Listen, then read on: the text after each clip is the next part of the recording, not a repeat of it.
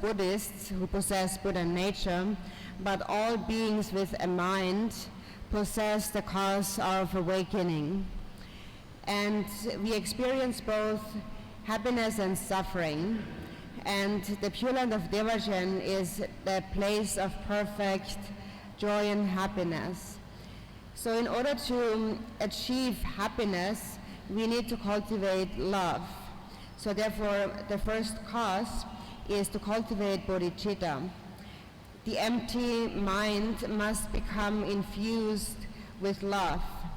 So first we need to understand, where does Dewachen, this Pure Land, come from? How was it created? It was created from the great love, the great bodhicitta of the Buddha Amitabha.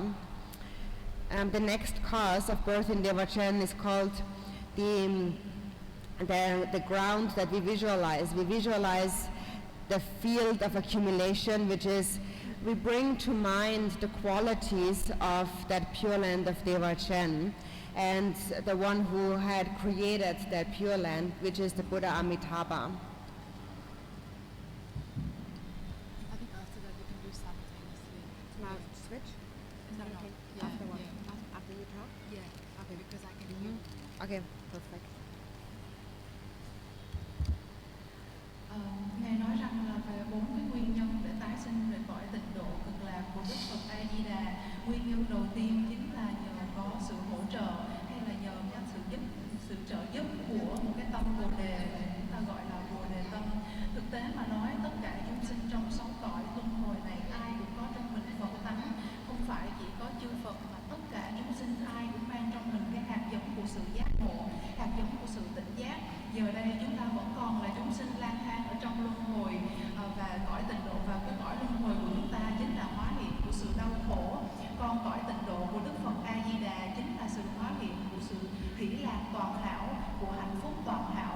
Và cái hạnh phúc toàn hảo đó nó đến từ đâu? Nó đến từ một cái nhân duy nhất, đó chính là bồ đề tâm. Như vậy cái nguyên nhân đầu tiên dẫn đến cho chúng ta có được cái sự tái sinh nơi cõi tịnh độ cực lạc, đó chính là bồ đề tâm. Cái tâm trong trạng thái rộng ràng của chúng ta cần phải được thấm được tình yêu thương, thấm được lòng bi mẫn. Như vậy chúng ta có thể hỏi rằng cái cõi tịnh độ Tây Phương cực lạc ấy nó đến từ đâu? Và chúng ta nói rằng cõi tịnh độ Tây Phương cực lạc ấy đến từ chính cái tình yêu thương và bồ đề tâm của Đức Phật A Di Đà. Nguyên nhân thứ hai chính là nền tảng của sự quán tưởng, hay là cái sự quán tưởng ra những cái hình ảnh của cõi tịnh độ cực lạc.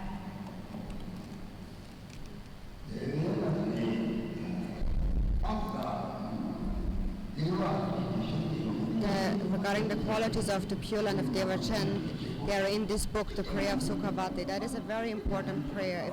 If you only practice Amitabha, if you only read this prayer, that is a method to attain liberation and birth in Dewachen.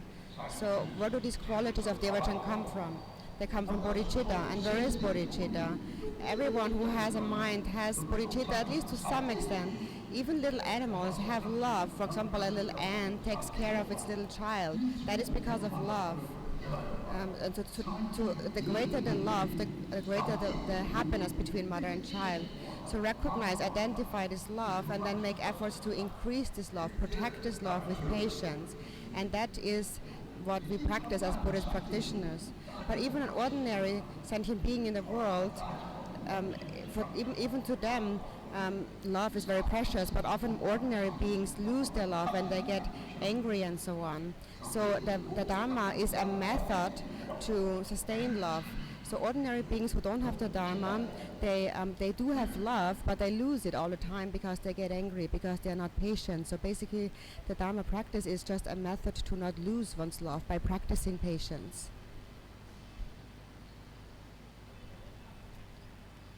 Yeah, all good now. Như vậy thầy nói rằng là thế nào là phẩm tánh của cõi tịnh độ Tây Phương cực lạc. Ở đây chúng ta có một cái bài nguyện vô cùng quan trọng được gọi là bài nguyện để tái sinh về cõi Tây Phương cực lạc. Khi chúng ta nói rằng chúng ta thực hành pháp môn tịnh độ, thực hành trì tụng minh chú của Đức Phật A Di Đà, thì chúng ta thực hành theo cái bài nguyện tái sinh theo Tây Phương cực lạc. Đó chính là cái phương pháp, đó là cái phương pháp để chúng ta phát khởi được cái bồ đề tâm, phương pháp để chúng ta có thể đạt được cái sự tái sinh nơi cõi Tây Phương cực lạc. Đầu tiên chúng ta cần cần phải hiểu rằng tất cả những cái phẩm tánh của Bồ Đề, tất cả những cái phẩm tánh của cõi tịnh độ Tây Phương Cực Lạc ấy nó đến từ đâu? Nó không đến từ một cái nguyên nhân nào khác ngoài chính Bồ Đề tâm. Tất cả chúng sinh trong chúng ta ai cũng đều có Bồ Đề tâm, dù cho cái Bồ Đề tâm ấy hiện giờ nó là nhỏ bé như thế nào đi chăng nữa. Kể cả một cái con vật như là con kiến, nó cũng có Bồ Đề tâm, thể hiện ra dưới dạng tình yêu thương của nó dành cho đứa con của nó. Đó là Bồ Đề tâm nơi những con vật. Và như vậy khi mà cái tình yêu thương của những chúng sinh càng lớn hơn thì cái hạnh phúc của chúng sinh ấy đạt được cũng càng lớn hơn. Vì vậy nhiệm vụ của chúng ta là hãy nhận ra cái tình yêu thương của mình, hãy xác định được là trong tâm của mình có được một cái tình yêu thương, và hãy bảo vệ cái tình yêu thương của mình bằng mọi giá, bằng cái sự nhẫn nại, bằng cái sự thực hành hạnh kham nhẫn. Những cái chúng sinh bình phàm như chúng ta tuy rằng là cũng có tình yêu thương đó, nhưng mà cái tình yêu thương đó lại rất là dễ dàng đánh mất. Nó quý giá như vậy nhưng mà chúng ta lại không biết giữ gìn. Chúng ta đánh mất tình yêu thương một cách dễ dàng bằng những sự giận dữ, bằng những sự sân hận. Vì vậy tất cả những cái pháp hành mà chúng ta thực hành, gọi là chúng ta thực hành Phật Pháp, chỉ nhằm một mục đích duy nhất là để trì giữ, là để bảo vệ tình yêu thương bằng mọi giá. Chúng sinh ai cũng có tình yêu thương, thế nhưng tình yêu thương của chúng ta quý giá như vậy mà ta lại không biết giữ gìn. Bởi vậy chúng ta thực hành Pháp chỉ nhằm một mục đích duy nhất, đó chính là để bảo vệ tình yêu thương. Và tình yêu thương của chúng ta phải được bảo vệ bằng việc kham nhẫn, bằng việc nhẫn nhịn. And so the cause is Buddha nature, and the Buddhas after 3 times speak about the precious bodhicitta. That is the love. And for example, in this world, there are special spiritual teachers who are starting monasteries like this. Then there's others who don't even know how to take care of themselves. Some people are beggars. Why is that? It is because when Buddha nature becomes connected to self-grasping, and then we take birth in the lower realms, in samsara as animals and so on. So it all has to do with how much love that we have. The more love, the greater one's wisdom. So first of all, we need to be free of doubts regarding the existence of Dewachen. If you understand the quality of love, you understand the quality of Dewachen. So who is Buddha Amitabha? Who are all the Buddhas? They all are an embodiment of love only. So it is all a quality of love. For example, one person can make a temple like this. This is the bodhicitta. This place is like Dewachen. I'm here. I'm very happy. It benefits the people in this country. People can learn about bodhicitta here. So first, the real cause of birth in Dewachen is love. That's like the first kind of money or merit that you need to accumulate in order to get there. So the first and foremost cause is love and compassion, bodhicitta, and that we all share in common as Buddhist practitioners. It is like the heart of all the Buddhas. Just like the 37 practices are my heart that I'm offering to you as a sign that I love you all. So if you have love, there is Dewachen, there is a Pure Land. So first you need to identify there is love, and then apply methods to give rise to it, to not allow it to decline, to increase it. And this is what we call the practices of accumulating merit and purifying obscurations.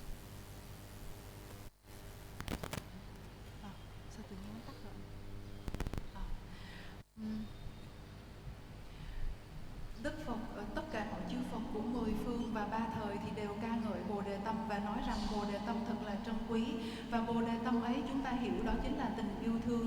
Trên đời này có những cái vị đại đức, đạo sư tâm linh tuyệt vời như là Thầy Hòa Thượng trụ trì và Cố Hòa Thượng trụ trì đây. Người đã xây dựng nên cái tu viện, người đã xây dựng nên cái ngôi chùa này.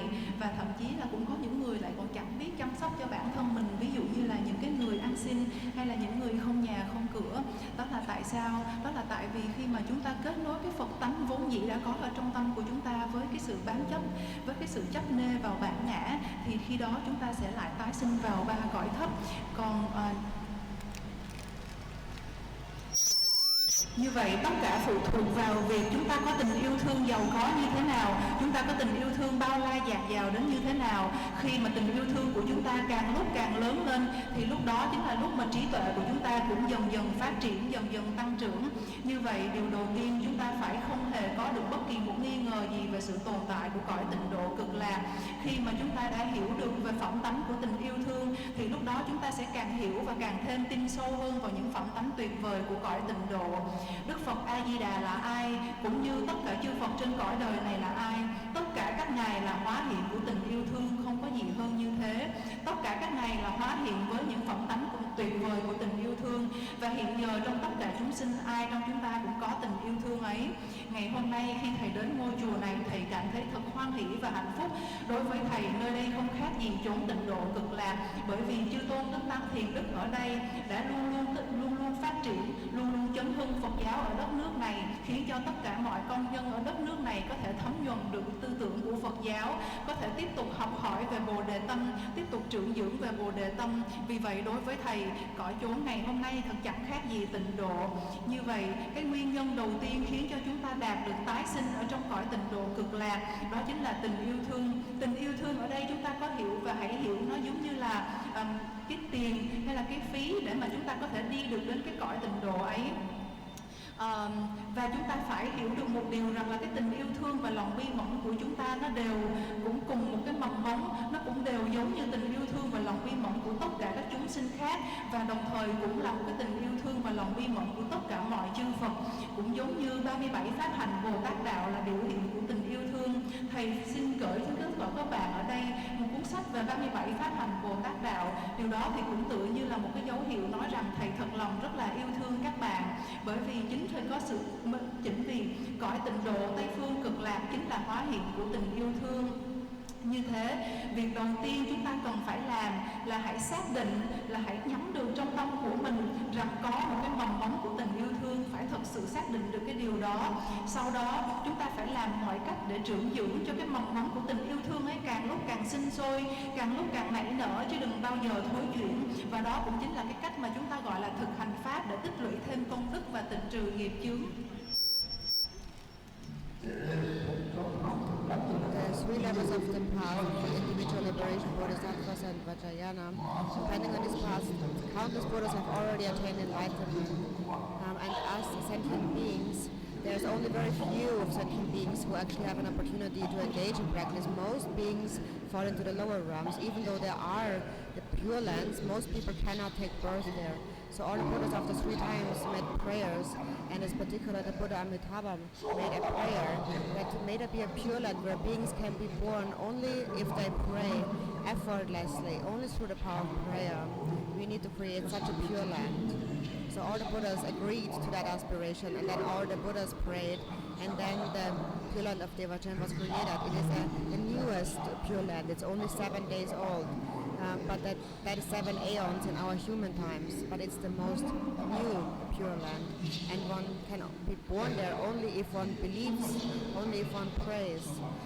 And actually the benefits of that were explained by the Buddha Shakyamuni himself, and that is because in the previous time, aeons in the past, Buddha Amitabha was born as a wheel-turning king. And at that time, the Buddha Shakyamuni was that king's minister, so they have a pure samaya with each other. And that's why in this time and age, the Buddha Shakyamuni explains the benefits of the Buddha Amitabha's Pure Land. It is because of their old relationship from aeons in the past.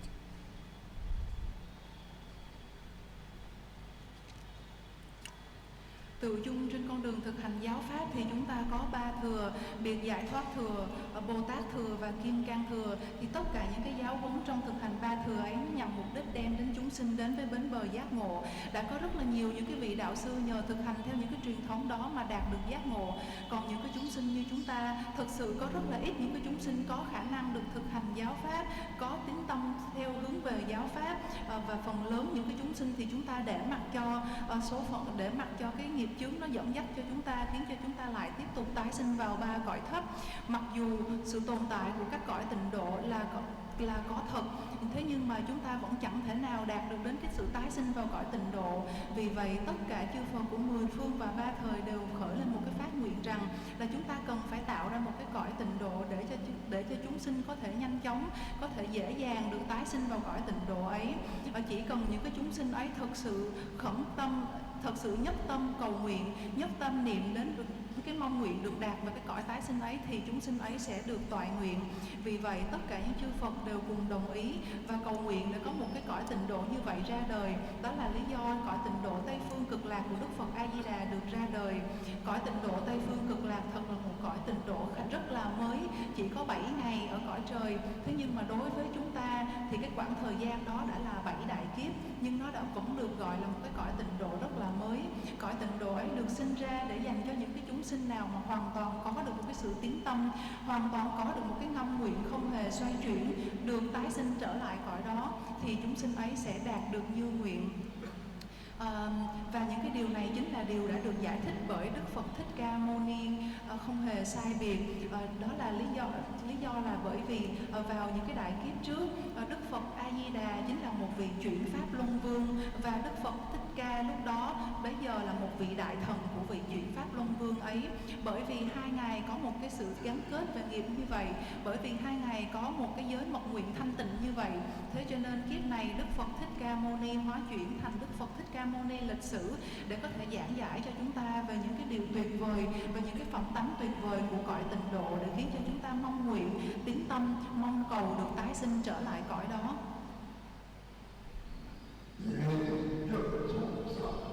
So the next cause is to accumulate merit and to purify obscuration. So what is the merit that we need to accumulate? What we need to accumulate is love. Where is love? Now we can find it between friends, between people that love each other. For example, when you think about a person you love, immediately your mind opens up, you feel happy. So that love, that's the merit. But often we lose it when we encounter a condition. So this love is the mind of the Buddha.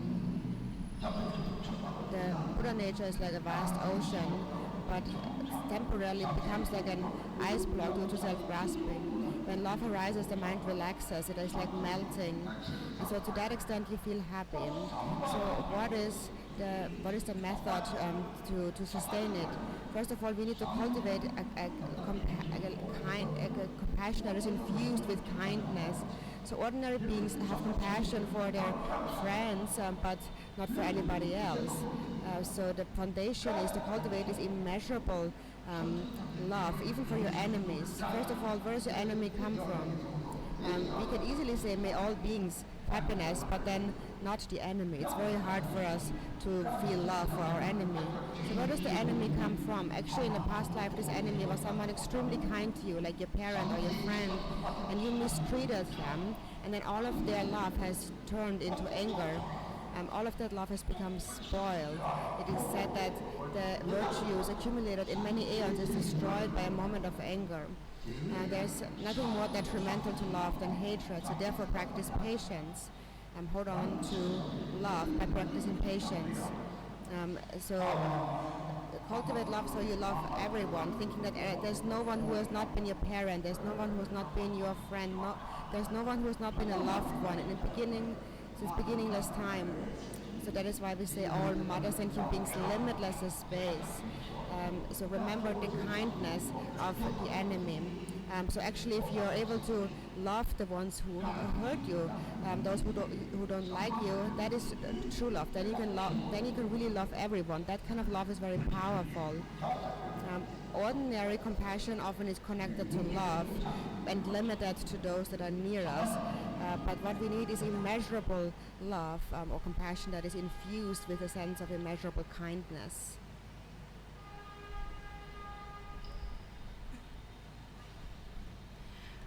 Ngài nói tiếp về nguyên nhân thứ hai để được tái sinh nơi cõi tịnh độ Tây Phương Cực Lạc chính là chúng ta phải tích tập công đức và tịnh trừ nghiệp chướng. Tích tập như thế nào là tích tập công đức? Tích tập công đức chính là chúng ta làm những thiện hành để trưởng dưỡng tình yêu thương. Đầu tiên chúng ta phải hiểu được rằng tình yêu thương ấy như thế nào, tình yêu thương ấy ở đâu. Đối với những người như chúng ta, chúng sinh bình thường, thì khi chúng ta nhắc đến những người bạn của mình, những người mà đối xử tốt với chúng ta, thì lập tức chúng ta sẽ phát khởi được một cái tình yêu thương.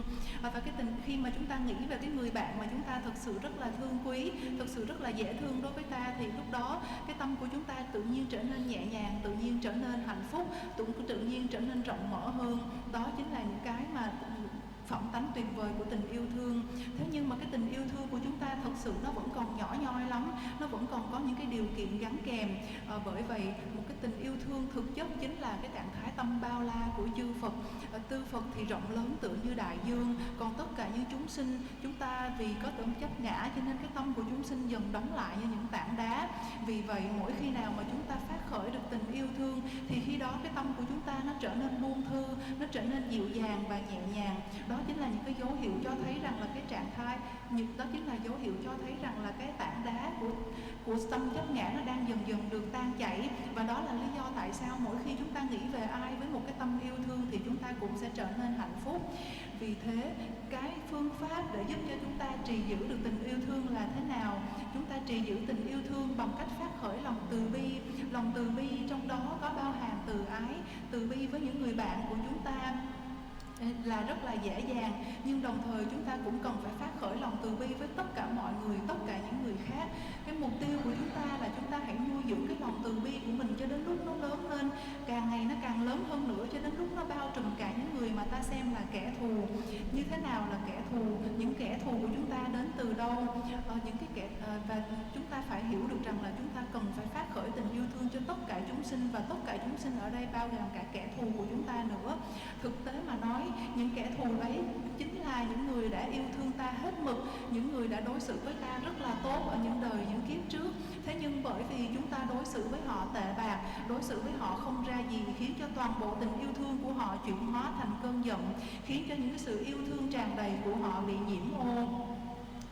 Đức Phật có giảng dạy rằng tất cả mọi công hạnh tuyệt vời đều sẽ bị gãy đổ chỉ bằng một khoảnh khắc nổi lên cơn sân giận. Vì thế, thực sự cái sự tức giận nó rất là nguy hiểm đối với tình yêu thương. Vì vậy, chúng ta cần phải trưởng dưỡng tình yêu thương. Chúng ta cần phải bảo bọc tình yêu thương ấy bằng việc thực hành nhẫn nhịn. Chúng ta cần phải trưởng dưỡng và phát khởi tình yêu thương với tất cả mọi người, chứ không có phải là chỉ với những người bạn của mình hay là với cha của mẹ mình, những người gần mình mà thôi. Bởi vì tất cả mọi chúng sinh trong cái cuộc đời này, trên cái cõi giới này, không có một ai đã không từng là cha là mẹ của chúng ta trong kiếp trước. Vì vậy trong lời nguyện khẩn cầu chúng ta có nói rằng nguyện cho tất cả chúng sinh mẹ hiền vô lượng như hư không. Bởi vì tất cả chúng sinh vô lượng như hư không ấy, không có một ai đã không từng là cha là mẹ của chúng ta trong các kiếp trước. Không có một ai là đã không yêu thương chúng ta với một tình yêu thương vô bờ bến. Vì vậy, chúng ta cần phải phát khởi một cái tình yêu thương vĩ đại như tất cả mọi người, kể cả những người mà đã làm cho chúng ta đau khổ, kể cả những người mà không ưa thích chúng ta. Khi mà chúng ta có thể phát khởi được cái tình yêu thương đến với những người không ưa thích chúng ta, đến với những người đã từng gây cho ta bao nhiêu đau khổ, thì thực sự cái tình yêu thương ấy trở nên vô cùng mạnh mẽ. Cái năng lực của tình yêu thương ấy thực không thể nghĩ bàn. Cái tình yêu thương của tất cả mọi chúng sinh, chúng ta hiện giờ ai cũng đang có tình yêu thương, ai cũng đang có tâm từ bi. Thế nhưng cái tình yêu thương của chúng ta nó vẫn còn rất là hạn hẹp, nó vẫn còn rất là bó buộc. Vì vậy mục đích của chúng ta là hãy phát khởi cái tình yêu thương đó cho càng lúc nó càng rộng lớn hơn nữa, càng lúc nó càng vô lượng hơn nữa. Và cái tình yêu thương ấy ở trong nó bao hàm sự từ ái. So what we call merit is love, and from love arises compassion. So compassion arises from love. For example, if there's a room filled with people, like here, you would feel that everyone here is just like a family. Anyone that you meet, you would see them like a family. Otherwise, you would feel that, oh, he's from that country, and he's from this area, so you separate yourself from that naturally. So purifying obscurations means that you are melting the iceberg so it merges to be one with the ocean. The greater your love, the greater your wisdom. The greater your wisdom, the more you will feel other people's happiness and suffering. You know that if I do this, other people will like it. If I will do that, people will not like it.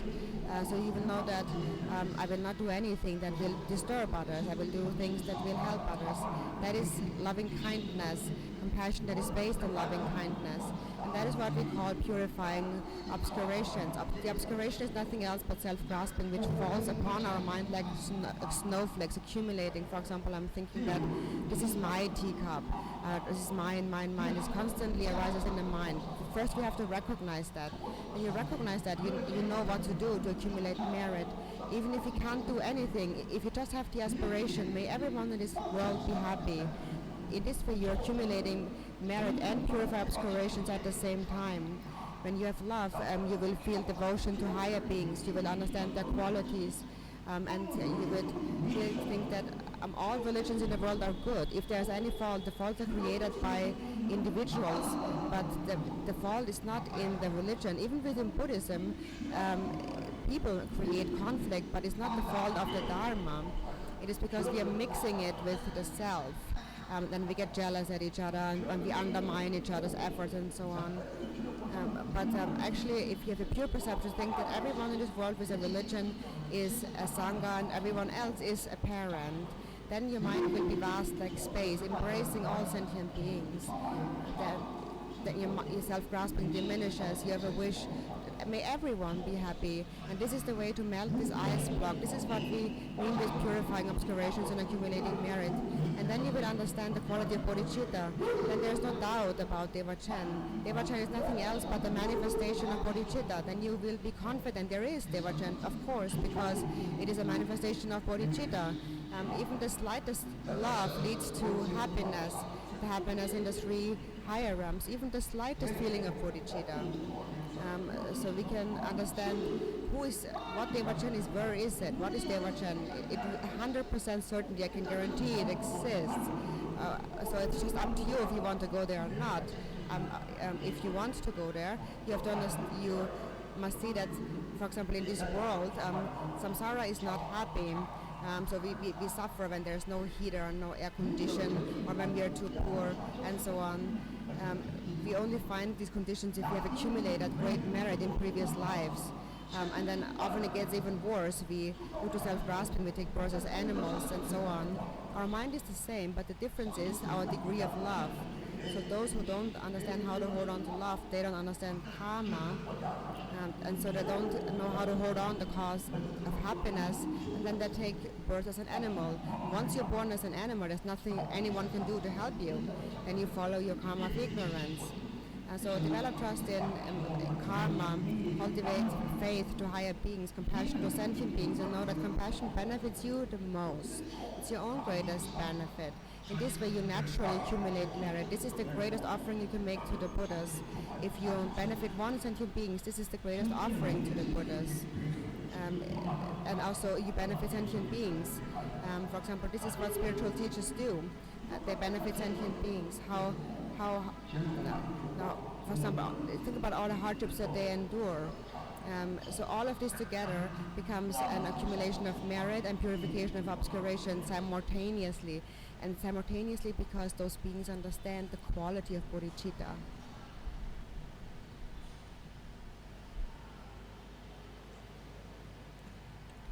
Như vậy trong cái nguyên nhân thứ hai thì cái công đức ở đây chính là tình yêu thương và lòng bi mẫn. Đầu tiên khi mà chúng ta nghĩ về những cái người thân trong gia đình của chúng ta, nghĩ đến bạn bè của chúng ta thì chúng ta phát khởi tình yêu thương và lòng bi mẫn. Sau đó chúng ta cũng phải coi tất cả mọi chúng sinh trên cõi đời này là những người thân trong gia đình của chúng ta. Và cũng như vậy khi mà chúng ta đến đây nhìn thấy tất cả mọi người đang ngồi nghiêm chỉnh ở sảnh đường này, chúng ta đều cảm thấy một cái sự thân thuộc dâng lên, như thể chúng ta là người thân trong một gia đình. Và chúng ta cũng đối xử với nhau như vậy, như thể chúng ta đã là người thân trong một gia đình. Và tất cả mọi người trên cái đất nước này đều cũng cùng như vậy. Chúng ta đừng có cái sự phân biệt rằng người này đến từ cái đất nước này, người kia đến từ cái đất nước kia, và người này thì ở vùng này, người kia thì ở vùng kia. Có cái sự phân biệt như vậy chính là chúng ta đã phạm phải sai lầm. Ở đây đó chính là công đức. Thế còn như thế nào là nghiệp chướng và chúng ta tịnh trừ nghiệp chướng, là chúng ta tịnh trừ cái gì? Ở đây nghiệp chướng chính là chúng ta làm tan đi tảng băng của tâm chấp ngã. Khi mà cái tình yêu thương của chúng ta càng lúc càng lớn lên thì trí tuệ của chúng ta cũng càng lúc càng khai mở. Trí tuệ khai mở để cho chúng ta thấy được rằng tất cả mọi chúng sinh ai cũng đều phải chịu nỗi đau khổ của luân hồi. Và như vậy khi mà chúng ta có trí tuệ được khai mở rộng lớn hơn thì chúng ta sẽ biết được rằng là chúng ta phải làm điều gì và chúng ta không nên làm điều gì. Chúng ta hãy làm những điều mà đem lại lợi lạc cho người khác và đừng làm những điều mà khiến cho người khác đau buồn, đừng khiến cho người khác buồn khổ. Như vậy bằng việc phát khởi tình yêu thương, bằng việc phát khởi lòng bi mẫn, chúng ta có thể tịnh trừ được những nghiệp chướng, và cái nghiệp chướng ấy chính là đến từ tâm chấp ngã. Tâm chấp ngã ấy tựa như là những cái hạt hạt bông tuyết rơi xuống càng lúc càng dày, khiến cho mặt nước bao la của tâm bị đóng băng. Khi mà chúng ta nghĩ về đây là cái ly trà của tôi, đây là đồ của tôi, cái này của tôi, cái kia của tôi, thì lúc đó cái tâm chấp ngã trong chúng ta càng lúc càng trở nên dày hơn, càng lúc càng trở nên cứng chắc hơn. Vì vậy, việc nhận ra rằng chúng ta đang có cái tâm chấp ngã và việc nhận ra những cái điều đó chính là thực hành tích lũy công đức. Thậm chí kể cả khi chúng ta không làm gì được đi chăng nữa, nhưng chúng ta phát khởi một cái hạnh nguyện vĩ đại rằng nguyện mong cho tất cả chúng sinh được hạnh phúc, nguyện mong cho tất cả chúng sinh đều thoát khỏi khổ đau, thì chỉ riêng cái hạnh nguyện ấy thôi là lúc mà chúng ta đã đồng thời vừa tích tập được công đức và cũng vừa tịnh trừ được nghiệp chướng.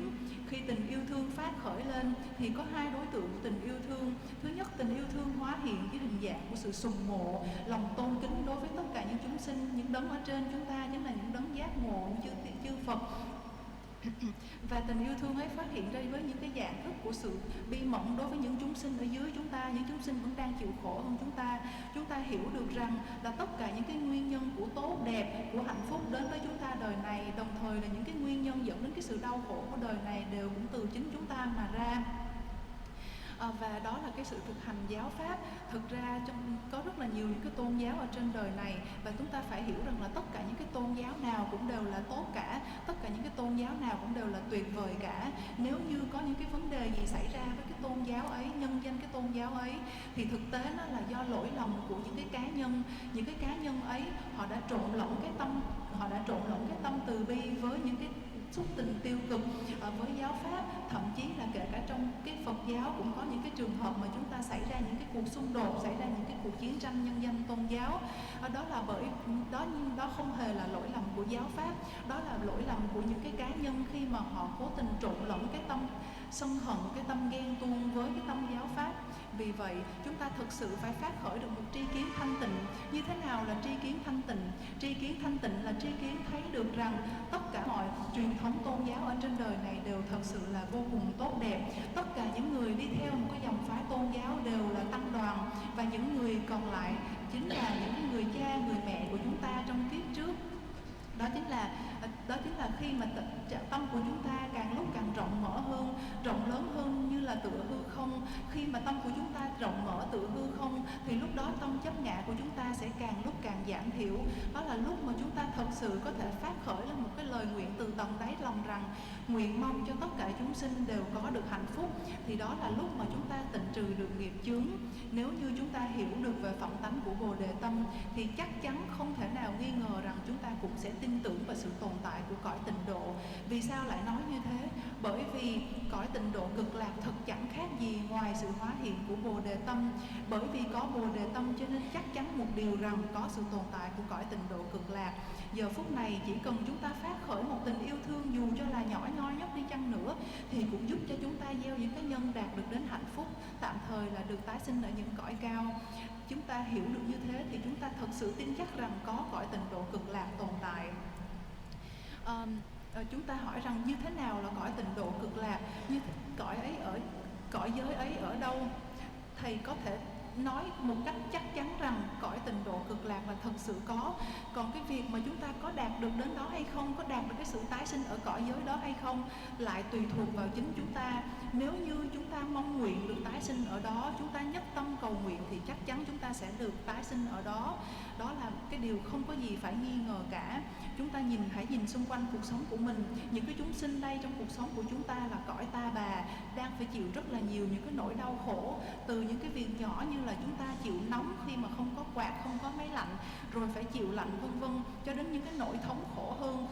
Tất cả chúng sinh trong cõi giới này ai cũng đều phải đang chịu khổ, không có một chúng sinh nào là không chịu khổ. Vì vậy khi mà chúng ta nhận ra được những cái phẩm tánh của tình yêu thương, chúng ta phát khởi được một cái tình yêu thương vô điều kiện đến với tất cả mọi chúng sinh, thì đó là lúc mà chúng ta đang thực hành tích tập công đức. Như vậy, tại sao trên cái cõi giới này có sự hiện hiện của những cái vị, những cái người, rồi những cái chư tăng, chư ni, rồi đồng thời cũng có những cái sự hóa hiện của những cái con vật trông rất là dữ tợn, rất là đáng sợ. Đó là bởi vì cái tình yêu thương, cái sự phát khởi cái tình yêu thương lớn nhỏ khác nhau ở trong mỗi dòng tâm thức của mỗi chúng sinh đó. Khi mà chúng ta không có tình yêu thương thì chúng ta cũng sẽ chẳng có trí tuệ để nhận ra được sự vận hành của nghiệp nhân và quả. Và đồng thời chúng ta để cho những cái nhân ác đấy nó cuốn cho chúng ta đi xa hơn với con đường hạnh phúc. Khi mà chúng ta để cho những cái nhân ấy cuốn đi xa hơn cho chúng ta khỏi con đường hạnh phúc, thì lúc đó chúng ta sẽ phải chịu cảnh tái sinh vào 3 cõi thấp, ví dụ như là tái sinh làm súc sinh. Và thật sự khi mà chúng ta đã tái sinh làm súc sinh rồi thì thật chẳng có gì để có thể giúp cho chúng ta được nữa. Vì thế chúng ta lại tiếp tục để cho nghiệp quả kéo đi, khiến cho chúng ta lại tiếp tục tái sinh vào những cõi thấp hơn nữa. Đó chính là cái sự tai hại của việc vô minh. Vì vậy, tất cả chúng ta hàng Phật tử thực sự phải có cái sự tin tưởng vào nghiệp nhân và quả, đồng thời phát khởi một cái tình yêu thương vô lượng đến mọi chúng sinh. Tình yêu thương của chúng ta hướng đến những cái đối tượng cao hơn, đó chính là sự sùng mộ đối với hàng chư Phật, chư Tăng, như Bồ Tát. Đối với những cái chúng sinh thấp hơn chúng ta phát khởi được cái lòng từ bi. Khi mà chúng ta làm được như vậy thì đó chính là cái sự lợi lạc lớn nhất cho chính bản thân mình. Khi mà chúng ta làm được một cái điều gì tốt cho bất kỳ một chúng sinh nào khác thì lúc đó chính là cái phẩm vật cúng dường tuyệt vời nhất dâng lên chư Phật. Không có phẩm vật cúng dường nào tuyệt vời hơn như thế. Đó là lý do tất cả các vị đạo sư, những người thuộc tăng đoàn đang ngày đêm không ngừng quản mệt mỏi làm lợi lạc cho tất cả mọi chúng sinh. Bởi vì cái việc làm lợi lạc cho mọi chúng sinh ấy là một cái phẩm vật tuyệt vời dâng cúng lên chư Phật. Vì thế chư vị không quản ngại gian khó, luôn luôn hoàng dương lợi pháp vì công đức của mọi chúng sinh, vì lợi lạc của mọi chúng sinh. Đó chính là cách mà chúng ta cũng thực hành noi theo gương chư vị. Đó chính là cách mà chúng ta tịnh trừ nghiệp chướng và tích tập được công đức. Có như vậy thì chúng ta mới càng ngày càng hiểu rõ hơn về phẩm tính tuyệt vời của tâm Bồ Đề.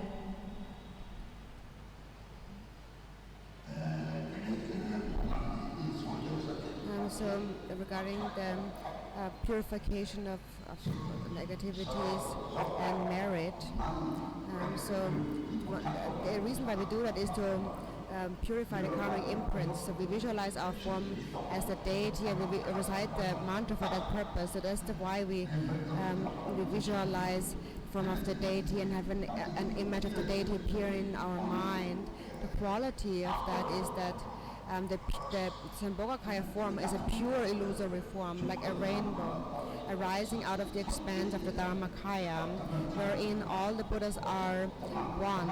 Actually, one taste appears as diversity, a diversity as one taste. It is like a vast ocean water. So on the basis, all Buddhas are actually one. But then when we supplicate to them, then they manifest in this form of the deity, like Amitabha in red color. But it's like a rainbow in the sky, actually. So this rainbow-like form pervades the western pure land of Dewachen, just like brilliant like the sun. And then from each of the sun rays, countless more Amitabhas manifest, and in this way, above the ground of all sentient beings is an Amitabha. This is possible due to the Buddha's three qualities of omniscience, love, and power. This is why millions of emanations manifest out of one. Omniscience means that the Buddha's mind, your mind, all sentient beings' mind is actually one. We are all the same. But then sentient beings have become like ice blocks due to self-grasping, like ice blocks floating in the ocean. That's what the Buddhas know with the omniscient mind. Second, love is that they feel great compassion for those sentient beings who have not realized the nature of their mind and therefore suffer greatly. So it is said that Chandresik is the manifestation of unconditioned, immeasurable compassion. So this power, this love is very powerful. So that's the third quality, power. And the power to protect sentient beings. If you trust in a Buddha Amitabha, you possess Buddha nature, and because if you trust, the Buddha can protect you. The Buddha tells you that if you cultivate love, you will be taken birth in Dewachen. If not, then no one can bring you there. It is because you're like an ice block, and when you put an ice block in the sun, even if the ice block says, I don't want to melt, you will still melt. In Dzogchen, we speak about emptiness being infused with compassion, but also in Mahamudra, we speak about emptiness giving rise to compassion. Basically, in brief, without compassion, without bodhicitta, we cannot attain birth in this pure land of Dewachen. But the melting of an ice block is a gradual process. It slowly melts. So first, think that this is the nature of Buddha Amitabha, above the crown of every sentient being. So he is together with all sentient beings, with great compassion for all sentient beings. A sign of that is that he sits on the crown of all sentient beings. So have faith in that and develop firm trust.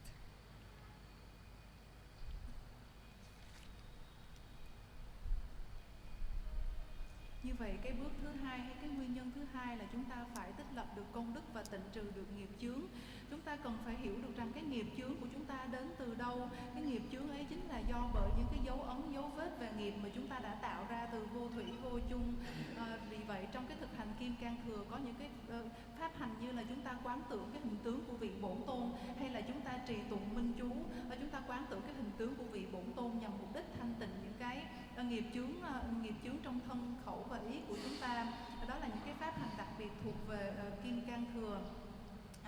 Tất cả những chúng sinh như chúng ta đều chính là những cái thân hư huyễn, và đồng thời thì Đức Phật cũng là những cái thân hư huyễn. Nhưng cái sự khác nhau ở đây chính là chúng ta chính là những thân hư huyễn bất tịnh, còn chư Phật chính là những cái thân hư huyễn thanh tịnh, xuất hiện ra trên tựa như là cầu vồng ánh sáng trong cái pháp giới bao la. Chúng ta có thể nói rằng có rất là nhiều chư Phật, nhưng tất cả chư vị đều có cùng một tâm duy nhất, đó chính là nhất vị.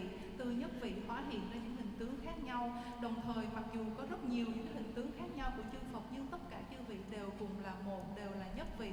Tựa như nước ở trên thế gian này, toàn bộ nước trên đại dương này đều là một và rộng lớn bao la, thì như thế tất cả chư Phật cũng đều là một, mặc dù có những hóa hiện khác nhau. Khi mà chúng ta khẩn nguyện một vị Phật nào đó, ví dụ như ở đây chúng ta khẩn nguyện Đức Phật A Di Đà, thì Đức Phật A Di Đà hiện trong cái hình tướng màu đỏ như trong bức ảnh của ngài cầm ở trên tay, và chúng ta thấy những cái hình tướng như vậy là những cái hình tướng khác nhau của vị Phật này, vị Phật kia.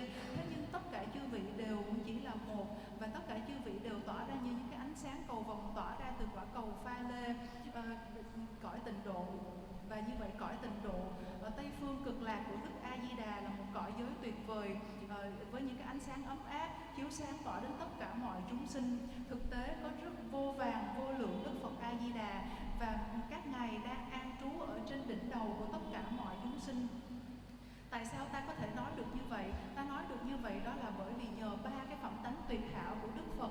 Thứ nhất là toàn tri. Đức Phật là tâm của chư Phật là toàn tri, bởi vì ngài biết được rằng là tâm của chư Phật, tâm của chúng ta cùng với tất cả mọi chúng sinh trên cõi đời này đều như nhau, không có hề sai biệt. Tâm của các ngài thì tựa như nước ở đại dương, còn tâm của chúng sinh thì đóng băng thành tảng đá, bởi vì có sự chấp ngã. Nhờ vậy, nhờ vào cái phẩm tánh đầu tiên chính là giác ngộ toàn tri, cho nên ngài chính biết được điều đó. Cái phẩm tánh tuyệt vời thứ hai chính là tình yêu thương vô lượng đại, là dành cho tất cả chúng sinh không phân biệt. Những chúng sinh này hiện giờ đang phải chịu đau khổ, bởi vì chúng sinh ấy vẫn chưa nhận ra được chân tâm bản tánh của mình. Bởi vậy cho nên vẫn tiếp tục phạm sai lầm, vẫn tiếp tục phải tái sinh trong luân hồi. Ta nói rằng đấng quán thế âm Chenrezit là sự hóa hiện của vô lượng đại bi, và khi tình yêu đó trở nên rộng lớn bao la thì nó chính là một cái năng lực vô cùng mạnh mẽ. Đó cũng là phẩm tánh thứ ba của chư Phật, một cái tình yêu thương mạnh mẽ có thể bảo hộ được tất cả mọi chúng sinh. Vì vậy những hàng Phật tử như chúng ta, nếu như chúng ta thực sự phát khởi được một cái lòng tin rằng là có Đức Phật A Di Đà, thì năng lực của ngài sẽ hoàn toàn có thể bảo vệ được chúng ta. Đức Phật đã dạy rằng tình yêu thương và lòng bi mẫn sẽ hóa hiện ra Bồ Đề tâm. Còn khi mà chúng ta không tin tưởng vào điều đó, chúng ta nghĩ rằng cõi tịnh độ cực lạc là không có thật, thì sẽ chẳng thể nào mà chúng ta đạt được tái sinh ở đó cả. Khi mà cũng tương tự, khi mà chúng ta để một cái tảng băng ở dưới nước, thì dù cho cái tảng băng đó có muốn hay không thì nó cũng sẽ bị tan chảy. Vì vậy cái ánh sáng ở đây chính là ánh sáng của tình yêu thương và lòng bi mẫn. Chỉ cần chúng ta phát khởi được ánh sáng của tình yêu thương và lòng bi mẫn, thì lúc đó cái tảng băng chấp ngã của chúng ta chắc chắn sẽ tan rã. Vì vậy trong cái thực hành dòng trên đại viên mãn trong truyền thống Kim Cang Thừa có nói rằng tánh không của chúng ta thì thấm đượm tình yêu thương. Đồng thời trong cái trong thực hành Mahamudra đại thủ ấn cũng nói rằng chúng ta cần phải phát khởi tình yêu thương.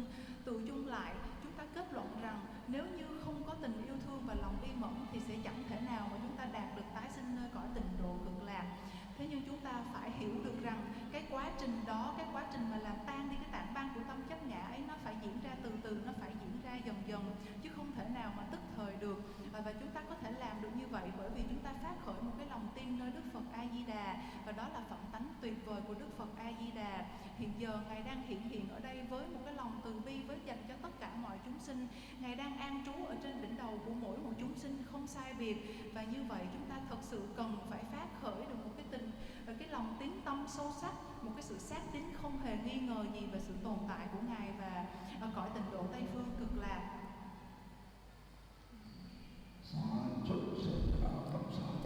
So the Buddha is an emanation of bodhicitta, immeasurable love. Such a person with immeasurable love can quickly become liberated. So after 5 wisdoms, first the mind is like a mirror like wisdom. The mind has no shape, no form. Anything that you conceive of, that appears. Right now, the karmic imprints of the 6 realms manifest. If there's bodhicitta, the pure lens will manifest. So understand the mind to be like a mirror. That is what we call Buddha nature. Buddha's mind, your own mind, are actually one, have one basis. All sentient beings are one within that. The only difference is that they can think of the Buddha or not. A sentient being with a lot of self-grasping have a lot of doubts and wrong views that just cannot trust. But a person with a lot of bodhicitta, they will naturally have no doubts, and just naturally they will cultivate the 3 kinds of faith: clear faith, trusting faith, and longing faith. So it's just a question of habituating to bodhicitta. Without bodhicitta, temporarily, the karmic imprints of samsara will continue to manifest. So in order to overcome this imprint, we replace it by giving rise to the vision of the Pure Land, visualizing the Pure Land of Dewachen and Amitabha.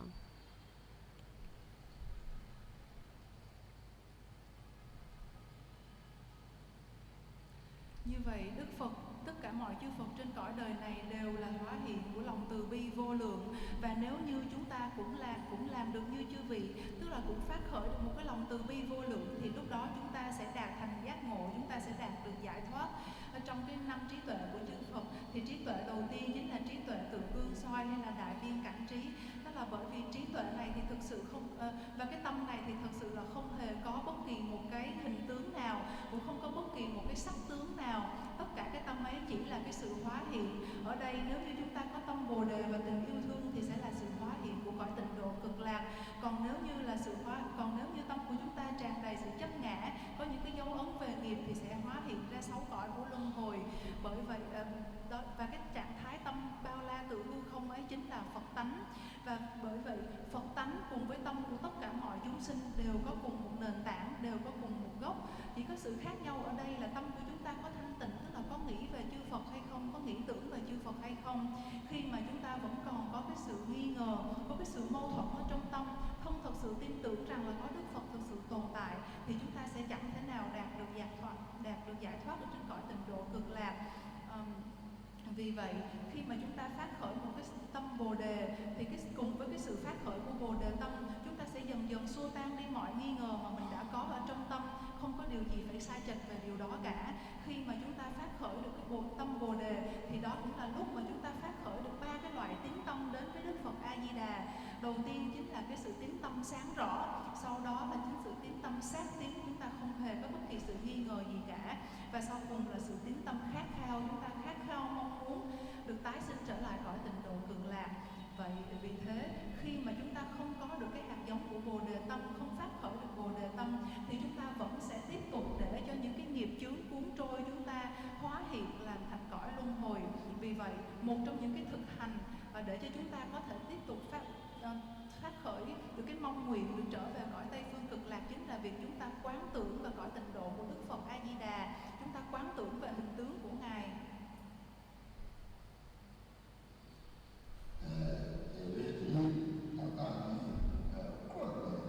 This form of Amitabha, you can see for yourself, does it appear in my mind or not? When fear arises, just a little bit of fear, try to immediately remember Amitabha. That's like a measure of your practice. Am I able or not able to remember Amitabha when I'm afraid? What does normally happen when you're afraid? The Buddha cannot protect our body. The Buddha can only protect our mind. So the mind needs to be protected. So fame and power, weapons, medicine, there's not other people, nothing, no one else can protect your mind. You only can protect your own mind. So when fear arises, immediately make it a habit. Think of Amitabha. The Tibetans, for example, they immediately cry out for the 3 jewels. That is a very precious instruction, because later when you die, there's great fear. If you make it a habit, you will instantly be able to remember Amitabha without thinking about anything else. And when that happens, in that moment, the consciousness becomes Amitabha with 100% certainty. And that's because the Dzogchen says that primordially the mind is pure. The mind is primordially the nature of the Buddha. And within that is the nature of all of phenomena of samsara and nirvana. Dzogchen means everything is complete within one mind. So there's no need to say much. Everything is complete within one mind. Buddhas and sentient beings all have one mind.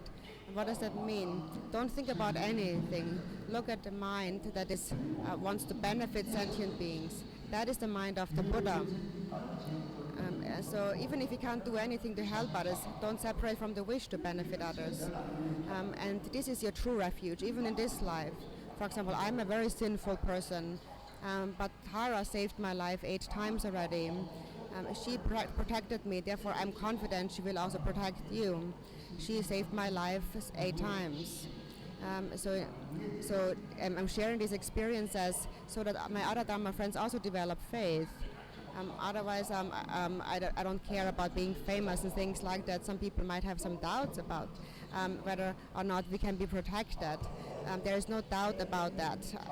I have personal experience. What you need to do, however, is no doubt, and you need to be able to remember the deity like Amitabha. And if you're able to remember and be without any doubt, then with 100% certainty you will take birth in Dewachen.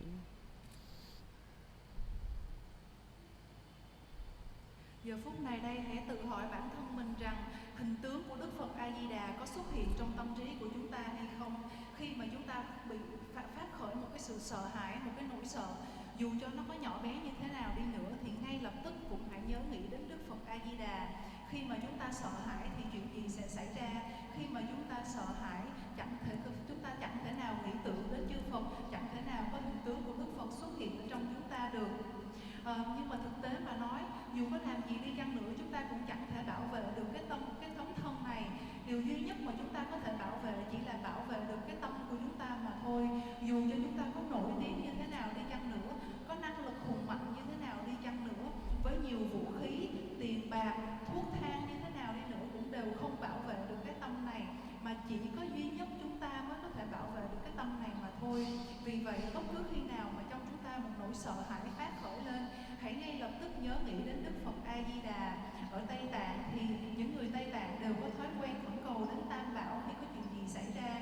Đây là một cái điều rất là tuyệt vời, đây là một cái điều rất là đặc biệt khi mà chúng ta bị chết, khi mà chúng ta phải qua đời thì cái nỗi sợ hãi mà chúng ta trải nghiệm vào cái lúc đó thực sự nó rất là lớn. Vì vậy giờ phút này đây hãy bắt đầu tập cho mình một cái thói quen nghĩ tưởng đến Đức Phật A Di Đà. Khi đó vào cái lúc mà chúng ta chết gọi là giai đoạn cận tử nghiệp mà chúng ta nhớ nghĩ đến Đức Phật A Di Đà thì 100% là lúc đó thầy tin chắc rằng thần thức của chúng ta sẽ chuyển hóa thành Đức Phật A Di Đà. Vì sao thầy có thể tin tưởng chắc chắn như vậy? Bởi vì trong giáo lý về Đại Viên Mãn Dòng Trang có nói rằng từ thuở bản nguyên, tâm của chúng ta chính là thanh tịnh và tâm ấy là tâm của chư Phật. Vạn pháp trong cõi tam luân hồi và niết bàn không có điều gì là không bao hàm dung chứa ở trong trạng thái tâm ấy. Và vì vậy thì thật chẳng có điều gì có thể cần phải nói nhiều hơn nữa về Đại Viên Mãn, bởi vì tất cả đều viên thành trong một trạng thái tâm ấy. Tất cả tâm của chư Phật cùng với tất cả tâm của chúng sinh đều là một nguồn cội.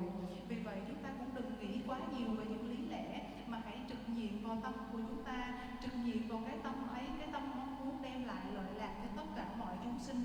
Đó chính là trạng thái tâm của chư Phật. Kể cả khi chúng ta chẳng thể làm gì được nữa, chúng ta vẫn có thể phát khởi được cái hạnh nguyện vĩ đại mong muốn đem lại lợi lạc cho mọi chúng sinh. Đó chính là cái hạnh nguyện chúng ta phát khởi lúc quy y. Đó chính là điều mà chúng ta nương tựa khi quy y. Đối với bản thân thầy đây, thầy thật là một người có đầy tội lỗi, nhưng mà Đức Tara, Mẹ Hiền Quan Âm đã cứu độ thầy những 8 lần.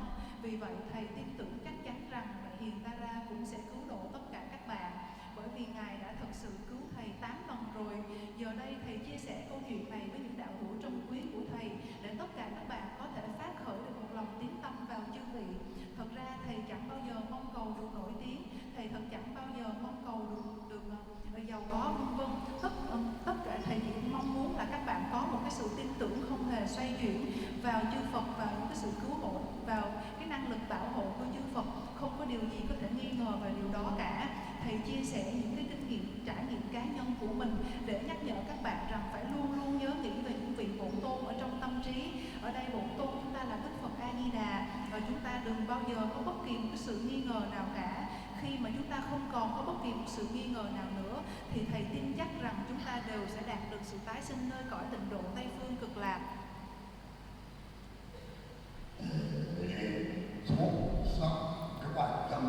Also, the cause of accumulating merit and purifying negativities is very meaningful. So, to accumulate merit is like washing clothes. But the defilement is mainly self-grasping. The soap is immeasurable love. If you lack immeasurable love, you cannot purify the afflictions. So why is the mind obscured? It is due to the 6 afflictions, 6 kinds of feelings arise, and these feelings obscure the mind. For example, you eat some good food, and you feel that that's so delicious, that you're already obscured, because then you think, I need this again and again. So attachment obscures. Or if you fight with someone or you don't like someone, you criticize someone, anger, aversion, resentment, that is what obscures. So jealousy, pride, attachment, anger, all of that obscures. All together, it is obscured by ignorance.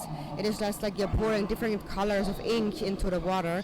It becomes all kinds of different colors, or dirty water like toilet water. So we have to see how the mind becomes obscured. It becomes obscured by the feelings of the afflictions. For example, if you have a friend that you love so much, one day you get jealous and angry, suddenly this person, you see them as an enemy. All that love becomes spoiled. Then in the end you're lonely, you have no friends. Then you suffer from loneliness. So who has created that? It's the anger, it's the jealousy. That is because the mind is obscured, we will be mistaken. So you want to have a friend, but if you get angry and jealous, you don't know that they will leave you one day. But nobody can stay with such a person who is very possessive. It's like being with someone who has thorns. So what obscures is the afflictive emotions. The Buddha provided skillful means, that is to offer the 7 branches to the higher beings in order to accumulate merit and purify obscurations. So the antidote to pride, also stinginess and attachment, is to make offerings. Pride is to make prostrations. So then afflictive emotions arise. Mainly anger and all the other afflictive emotions are remedied by confession. So first of all, you recognize, oh, there's anger. Anger is not good. This is anger. Once you clearly see that, it goes away. So the antidote to anger and all the other afflictions that arise without you having control over it, the antidote to that is confession. So these were the first 3 of the 7 branches.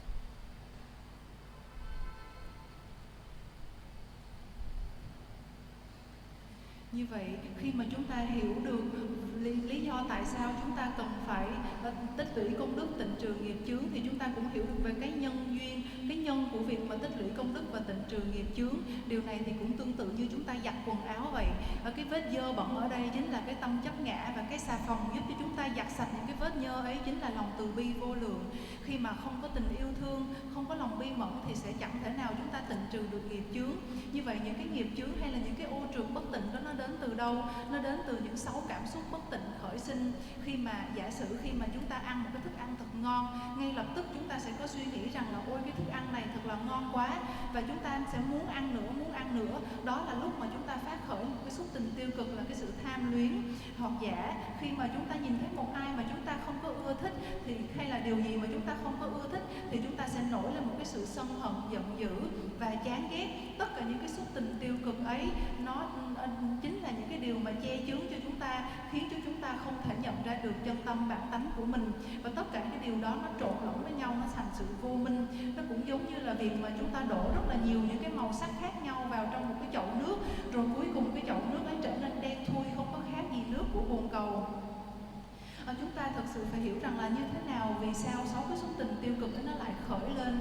Đầu tiên 6 cái xúc tình tiêu cực ấy nó đến từ chính ở trong tâm của chúng ta, chứ không có đến từ một cái đối tượng ở bên ngoài nào khác.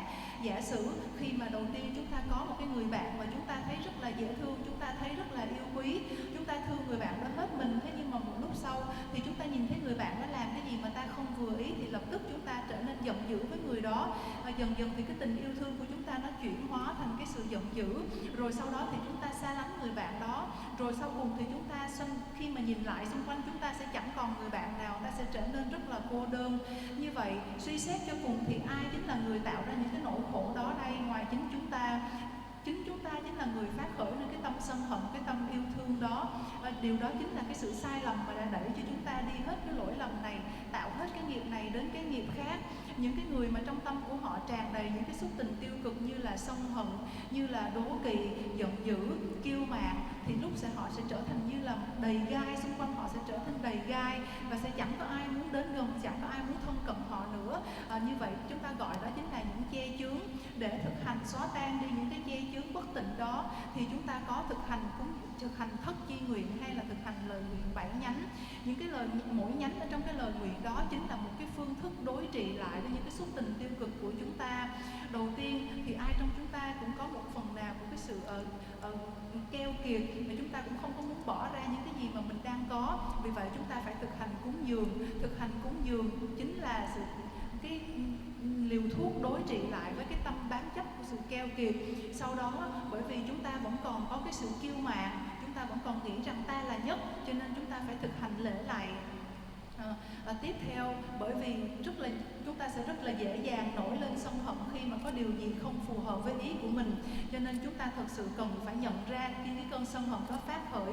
Nhận ra rồi thì chúng ta lập tức sám hối, chúng ta lập tức nói rằng sẽ không bao giờ phạm phải những cái lỗi lầm đó nữa. Thì đây là cái nhánh thực hành thứ ba, thực hành sám hối. Chúng ta biết được rằng là ôi ta đang nổi cơn giận, và cái cơn giận này thật sự là không tốt một chút nào, cái tác hại của nó thật là vô cùng to lớn. Khi mà chúng ta nhận ra được cái điều đó rồi thì chúng ta sẽ thấy cái cơn sân hận của chúng ta nó tự nhiên nó được chuyển hóa, tự nhiên nó được giảm nhẹ hẳn đi. Còn nếu như chúng ta không nhận ra cái cơn sân hận đó thì chúng ta sẽ để cho cái nỗi sân hận đó càng lúc càng lớn và càng lúc nó càng chiếm cứ lấy tâm trí của chúng ta. Vì vậy nếu như chúng ta đã lỡ khởi lên một cái tâm sân hận rồi thì ngay lập tức chúng ta cần phải nhận ra rằng là mình đang nổi giận. Sau đó thì chúng ta ngay lập tức sám hối vì mình đã nổi giận, bởi vì mình biết được những cái tác hại khôn cùng của sự sân giận. Như thế đó là 3 cái phương thuốc đầu tiên để đối trị lại với 3 xúc tình tiêu cực.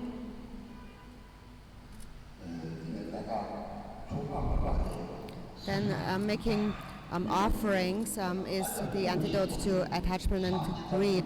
So we have to see the fault in that very much. So Buddhists have said that all the wealth you have is the result of the slightest generosity you have practiced in previous lives. Not everyone becomes wealthy, but somebody who is wealthy and doesn't understand karma, they will cut off the life force of liberation, and that is because they will hold back, they're greedy, that they don't want to share what they have. Also they feel prideful about having so many things, and then they think about their family and children. For example, if they have like a few millions of dollars, but then the children, they want that money, and they fight about the money, and they fight about the house. Then the parents get angry and they think that they don't care about me, they only care about my money, even though I cared for them. So then they get very angry. And so the more you have, often the more their mind becomes tied up, and so it becomes the cause of taking birth as a hungry spirit. And then you get angry at your children, that cuts you off from the path of liberation. Leave alone liberation. You're not even going to take birth in the higher realms, because even taking birth in the higher realms requires love and ethical discipline. Anger is the cause of the hell realm. So when great anger arises, then you feel that I will give nothing to my family. I give everything to my cat and my dog. I won't give anything to my children. Then you fall to hell because of your anger. So therefore it's best to not be attached to whatever you have before you die. Make it an offering to the 3 jewels, help the poor and so on. Then in the future lifetimes you take birth in higher realms. Actually giving, the Buddha had actually said, whatever you give away, that is yours. What you hold on to is not really yours. So that's the antidote to attachment is something very important to understand very clearly. Because there's so many people who fall into the lower realms as a result of attachment to wealth and possessions. So it's some point to be very careful about.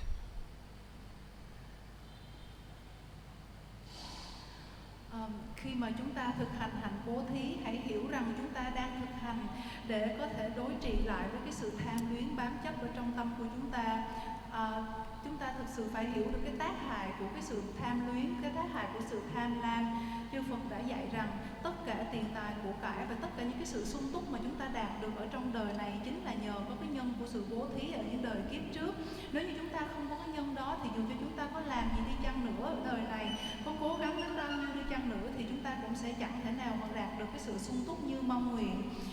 Vì vậy đối với những người mà chúng ta đã không gieo được những cái nhân đó ở đời trước, đến đời này chúng ta lại càng không tin nhân quả, không có tin sự vận hành của nghiệp nhân và quả, thì chúng ta chính tự tay mình cắt đứt đi cái nguồn sống của mình, và cái nguồn sống đó chính là Bồ Đề, thì nguồn sống đó chính là sự từ bi. Khi mà chúng ta bám chấp vào những cái điều mà mình đang có, chúng ta không có muốn chia sẻ một chút xíu nào cái sự sở hữu của mình, chúng ta lại còn tự hào rằng là mình nhiều tiền, tự hào rằng là mình giàu có, thì càng lúc chúng ta lại càng sai, càng lúc chúng ta lại càng phạm phải nhiều sai lầm hơn. Khi mà chúng ta có thật là nhiều tiền, chúng ta sẽ dẫn đến rất là nhiều những cái nỗi đau khổ khác nhau. Ví dụ như khi mà bố mẹ nó có rất là nhiều tiền thì con cái lại giành nhau, chia nhau tài sản, không có quan tâm chăm sóc cho bố mẹ. Khi bố mẹ qua đời thì chỉ có chăm lo chia di chúc, chia gia sản.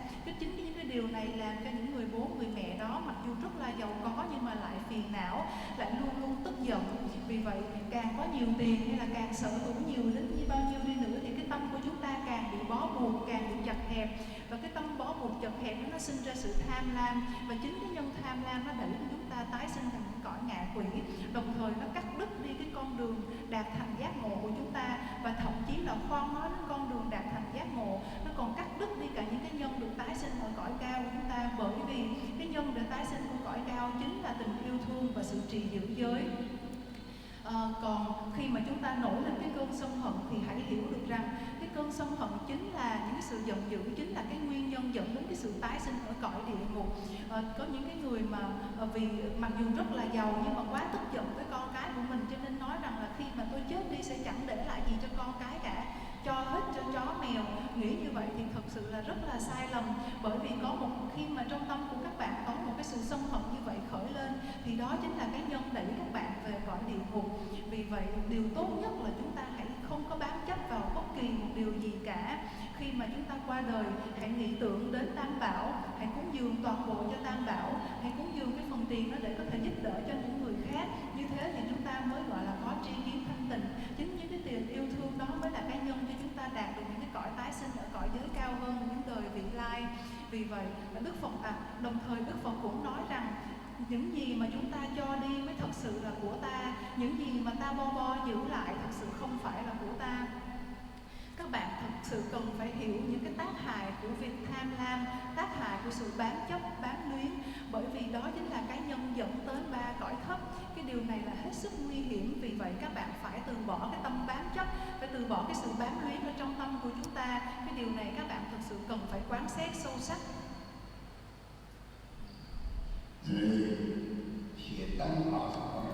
So the branch of confession, we confess anger and so forth. Often people ask me, have I purified my negativity or not? Whether or not you have purified them, look at your own mind. Actually, all sentient beings in samsara actually have one affliction. It's all the same. All the suffering in the world is created by anger, hatred, jealousy, wars between countries, famine, and so forth. People being killed by weapons. So why do people do that? It is due to the karmas of anger and jealousy. That root of anger is the same as your own anger. So every time an anger arises, you recognize its fault. With mindfulness, you know that there is anger arising in my mind. But if you recognize it clearly, it goes away. Then you have confessed it, then you have purified it. You have to do that each and every day. As a bodhisattva, for example, recognizes that the anger of all beings in the world is one.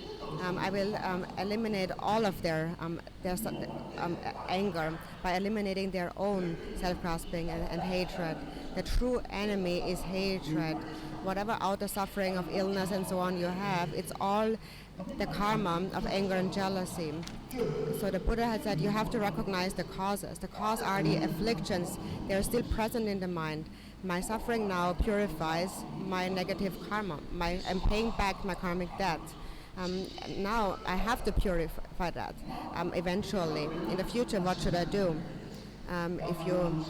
If for example, if I don't have money, it's because I was stingy. So now I must give up stinginess. I must make offerings to the three jewels, or I must be generous to sentient beings. I must serve them with body, speech, and mind. So each and every afflictive emotion, recognize it based on whatever suffering you experience. So where are the afflictions? They're right here in my mind at the moment. So when you recognize the afflictions and lay them aside, that's the branch of confession. Such recognition is the power of confession. Then fourth is jealousy. It's a very subtle affliction, but it's always there, and that destroys all of your merit. So if we don't even recognize how we eliminate, how we destroy our roots of virtue. So the antidote is to rejoice. Rejoicing means, or jealousy means that you rejoice in other people's misfortune. That is the fault of self-grasping. You don't want to see other people happy. There is nothing worse than jealousy, actually, because it destroys all your roots of virtue. It destroys all the merit you have accumulated. It's the most powerful way to eliminate your virtue. Actually, even though you're a dharma practitioner, your dharma practice in this way, we practice with jealousy, becomes the very cause of falling in the lower realm. So it's very important to recognize that clearly, because it is a very subtle affliction.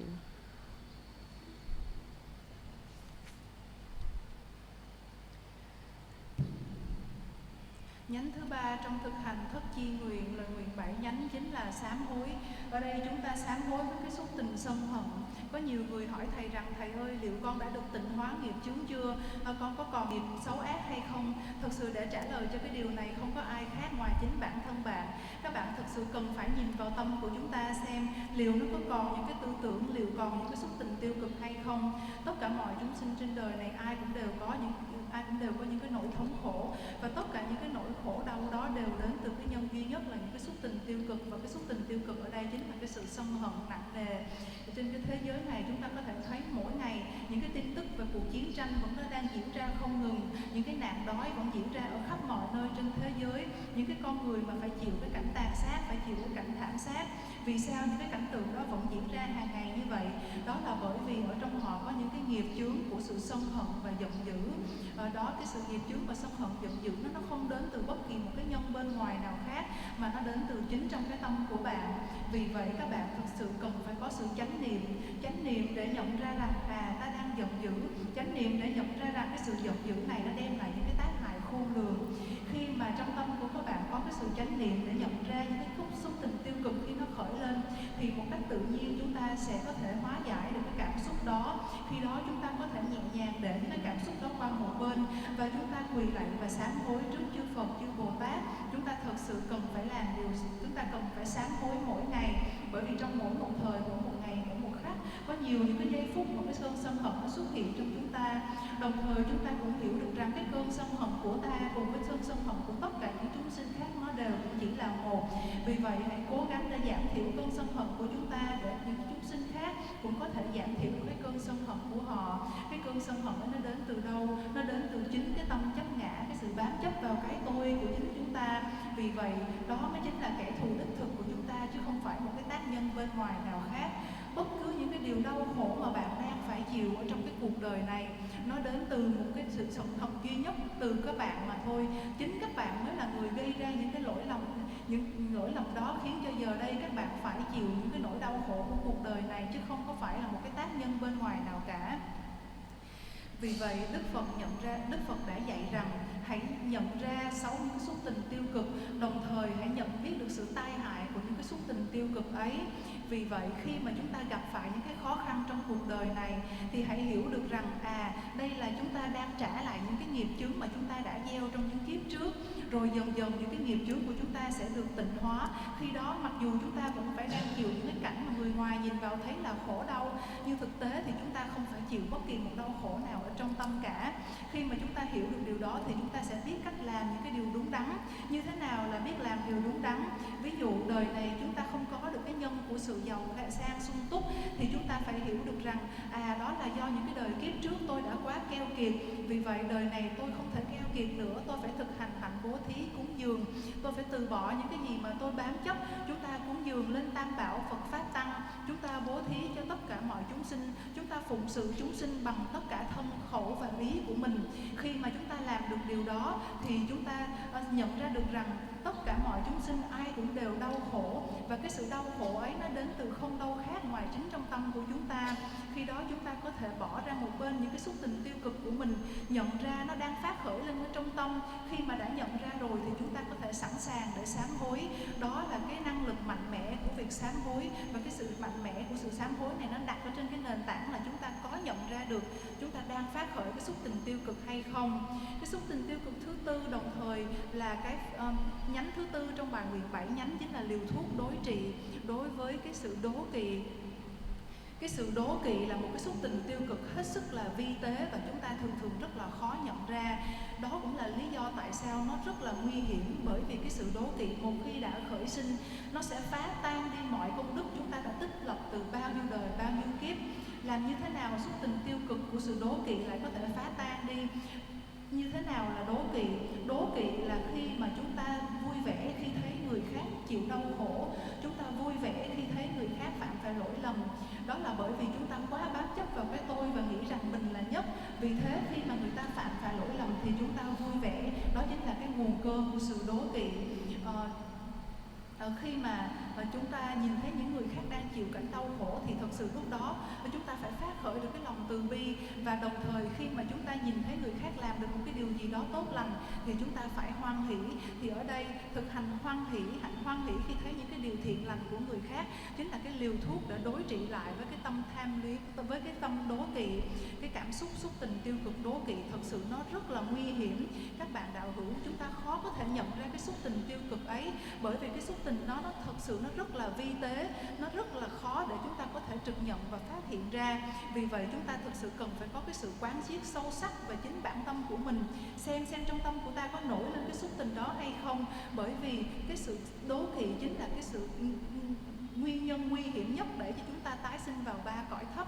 Bởi vậy cho nên nó có năng lực cực kỳ mạnh mẽ phá hủy toàn bộ công đức của chúng ta đã tích tập từ rất là nhiều đời, nhiều kiếp. And so next we supplicate to turn the wheel of dharma. That is very important. So what that refers to is that the Buddha's aspiration are all actually sentient beings are limitless in space. They're endless, and for as long as sentient beings exist, the Buddha's aspiration will not cease to be. Just like when there's no more firewood, then there's no more fire. So similarly, when there's no more sentient beings, then there's no more. The Buddha's aspiration comes to an end. So then, the teachings still remain in this world, and there is Sangha members who practice them and who have not declined. That's very precious. So what is the Dharma? It's important to really clearly understand that we cannot let go of self-grasping. The Buddha said you have to recognize bodhicitta. That love and compassion is your cause for happiness, temporary and ultimately. No one knows that, only the Buddha, because no one can see the mind. So even if you bring like a piece of gold, you cannot buy love.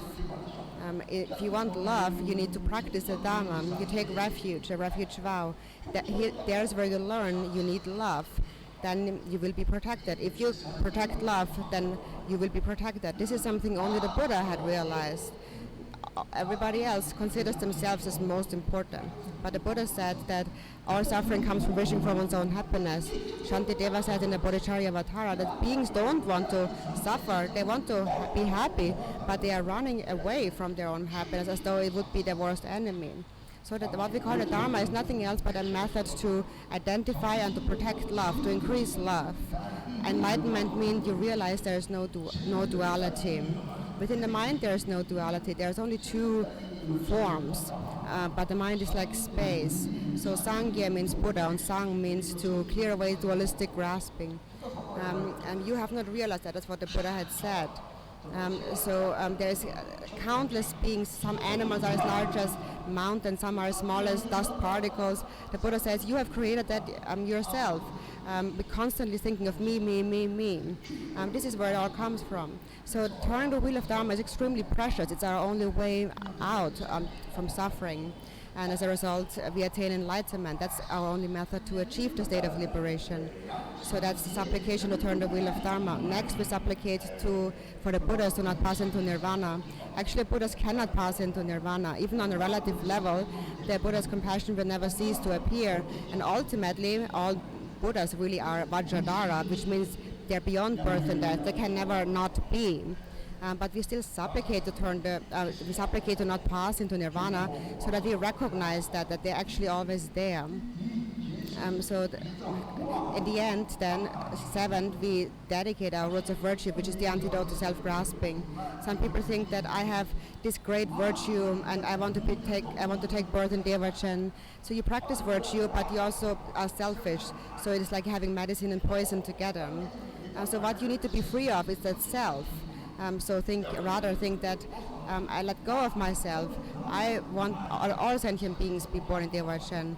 So no one has realized that except for the Buddha, that is that self that prevents us from liberation. So that is why we have to perform proper dedication. If we dedicate, then our virtue will not decline, it will further increase, it cannot be destroyed or spoiled. Dedication has many great qualities. So this is how we offer the 7 branches to the higher fields like the 3 jewels. There's much more to be said about that, but I wanted to share just a few words about its meaning.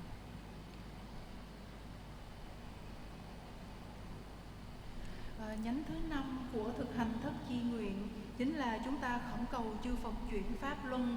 Cái điều này là vô cùng quan trọng. Đức Phật đã từng nói rằng chúng sinh thì vô lượng, vô biên, tự hư không. Và khi nào mà chúng sinh vẫn còn thì công hạnh của các ngài vẫn sẽ không chấm dứt. Điều này thì cũng tương tự như một cái lò lửa. Chỉ khi nào mà củi trong lò đã cháy hết thì lúc đó lửa mới tắt. Còn nếu như trong lò vẫn còn củi thì lửa ấy vẫn sẽ mãi mãi bùng cháy. Vì vậy, nếu như mà vẫn còn chúng sinh ở trên cõi đời này thì công hạnh của các ngài vẫn sẽ không dừng lại. Và vì chúng ta thỉnh cầu Đức Phật chuyển pháp luân là vì sao? Bởi vì trên cõi giới này có rất là nhiều chúng sinh đang phải chịu đau khổ và chúng sinh ấy không biết được rằng là bản thân chúng sinh đang phải chịu đau khổ. Vì vậy chúng ta vẫn cần phải có tăng đoàn, chúng ta vẫn cần phải có những cái vị đạo sư tâm linh để giảng dạy cho chúng ta, để giúp cho chúng ta nhận ra điều đó, và đó chính là giáo pháp. Pháp là như thế nào? Tất cả những chúng ta không hề biết được rằng là mình đang bám chấp vào cái tôi, cho nên vẫn cứ tiếp tục phạm phải sai lầm, và chúng ta hoàn toàn không nhận ra được sự trân quý của Bồ Đề Tâm.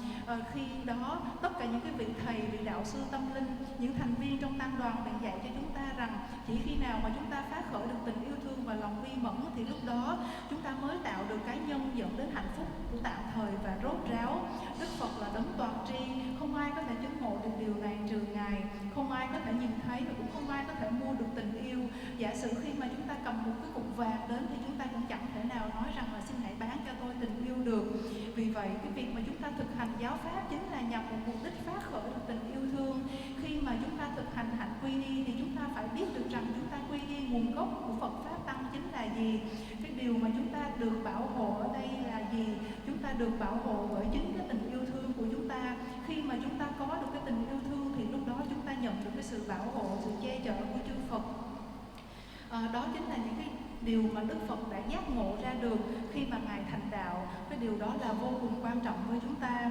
Trong 37 pháp hành Bồ Tát đạo có nói rằng tất cả mọi nỗi đau khổ trên cõi đời này đều đến từ việc mong cầu hạnh phúc cho cá nhân. Đồng thời Đức Santideva cũng nói rằng tất cả chúng sinh ai cũng mong muốn đạt được hạnh phúc và mong muốn xa lìa khổ đau. Thế nhưng vì vô minh, những chúng sinh ấy bỏ chạy khỏi cái nhân của hạnh phúc tự như là kẻ thù vậy. Vì thế thực hành giáo pháp không có nằm làm điều gì khác, chính là chuyển hóa tâm của chúng ta, khiến cho tâm của chúng ta không còn bám chấp nữa. Và khi chúng ta không còn bất kỳ một sự bám chấp nào nữa thì lúc đó chúng ta nói rằng ta đã đạt được trạng thái giác ngộ. Bởi vì giác ngộ chính là trạng thái tâm không còn có sự phân biệt dị nguyên. Khi đó chúng ta sẽ trở thành Phật. Từ Phật trong tiếng Tạng là Samye, và Sam có nghĩa là tịnh trừ. Từ chúng ta tịnh trừ ở đây chính là tịnh trừ đi cái sự bám chấp vào nhị nguyên, sự bám chấp vào đối đãi rằng là có ta và người là có thật. Bởi vì chúng ta không có nhận ra được cái điều đó, chúng ta không có nhận ra được rằng ta và người vốn là một, cho nên chúng ta xuất hiện dưới nhiều những cái hình tướng khác nhau của cõi luân hồi. Có những cái con vật thì to lớn như một ngọn núi, nhưng mà cũng có con vật thì nhỏ bé tự như một hạt mè. Tất cả những cái hình tướng hóa hiện của cõi luân hồi này đều chính là do tâm tạo, đều là do cái tâm bám chấp vào cái tôi, lúc nào cũng nghĩ rằng tôi là nhất. Đó chính là nguồn gốc của mọi sự xuất hiện trong vạn pháp của luân hồi. Vì vậy, để mà giải thoát khỏi cái sự bám chấp, khỏi sự ràng buộc đó, điều duy nhất chúng ta có thể làm là thực hành giáo pháp. Vì vậy, chúng ta khẩn cầu chư Phật thỉnh pháp, chuyển pháp luân. Chúng ta khẩn cầu các ngài hãy ban truyền giáo pháp để cho chúng ta một con đường, để cho chúng ta một phương cách để đạt thành giác ngộ. Đó chính là con đường duy nhất, không có con đường nào khác hơn thế nữa. Thực hành thứ 6 trong cúng dường 7 chánh hay là thức chi nguyện chính là thỉnh cầu chư Phật đừng bao giờ nhập niết bàn, mà hãy trụ thế dài lâu để đem lại lợi lạc cho hữu tình chúng sinh. Thực chất tất cả chư Phật không có ai là nhập niết bàn cả, bởi vì các ngài đã siêu vượt đến và đi, siêu vượt sinh tử. Từ lúc đó trạng thái của chư Phật chính là trạng thái kim cang trì, không hề sinh cũng không hề diệt, không đến và không đi. Thế nhưng chúng ta cần phải củng cố cái niềm tin đó, chúng ta cần phải phát khởi được cái niềm tin vào chư Phật. Vì vậy chúng ta liên tục nhắc nhở bản thân mình, chúng ta khẩn cầu các ngài rằng hãy đừng bao giờ nhập niết bàn, mà hãy trụ thế dài lâu để có thể đem lại lợi lạc cho mọi chúng sinh. Thực hành thứ 7 trong thực hành 7 nhánh thức chi nguyện chính là hồi hướng. Hồi hướng là liều thuốc duy nhất đối trị với cái tâm chấp ngã. Khi chúng ta thực hành bất kỳ thiện hạnh nào, chúng ta cũng đều cần phải hồi hướng. Giờ đây vẫn còn rất nhiều người trong chúng ta khi mà thực hành những cái thiện hạnh thì đều mong rằng nương nhờ những cái thiện hạnh này, mong cho con đạt được thành tựu, mong cho con được tái sinh trở về cõi tịnh độ cực lạc của Đức Phật A Di Đà. Nghĩ như vậy tức là vẫn còn có cái suy nghĩ ích kỷ, vẫn còn có cái suy nghĩ vị kỷ ở trong tâm. Khi đó cái sự thực hành Phật pháp, khi đó cái sự làm điều thiện hạnh của chúng ta nó tựa như là uống thuốc mà có kèm với thuốc độc vậy. Vì vậy chúng ta phải thực sự rũ bỏ được tất cả những cái suy nghĩ bám chấp đó.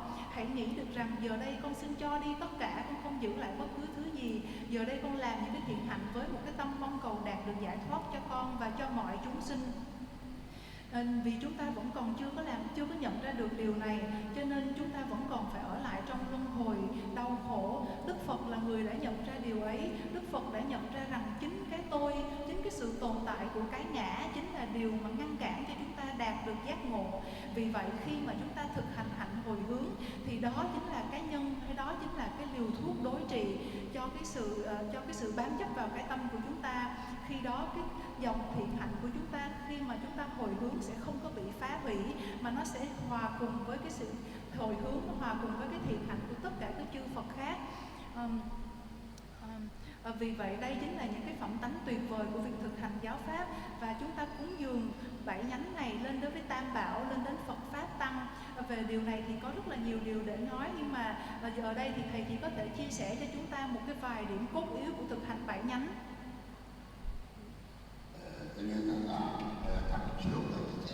So we have two systems, the religious system and the worldly system, and some people think that they are separate, and some people think that I don't want any religion because they think there's something wrong with religion. But that's a great mistake, because Shikten Sumgen said everything that is done in the field of noble things is done by the Buddha. So that means Dharma is everywhere. Dharma is love and compassion. When there is love and compassion, there is wisdom. There is no other wisdom than a Buddha's wisdom and a person's wisdom. It is just a degree, a lower degree of wisdom. A great degree of love and compassion and wisdom is that of the Buddhas. So in brief, for example, if there is two friends staying together their entire life, what do they need to do? They need love and they need patience and sustain it with mindfulness. Then they will be able to stay together their entire life. If you say, I don't need Dharma, you're saying, I don't need love. I don't need compassion. If you don't have love, you have no wisdom, then you may taking drugs, become an alcoholic, and even commit suicide. This is often what happens when people have no need for spirituality. Actually, both systems are a union. It's the same wisdom.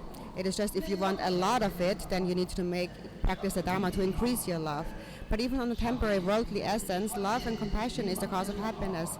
And this is all the Buddha really said in essence. If you understand that, you will have no doubts and no biased views, and wrong views will go away. And so for this reason, this understanding is very important.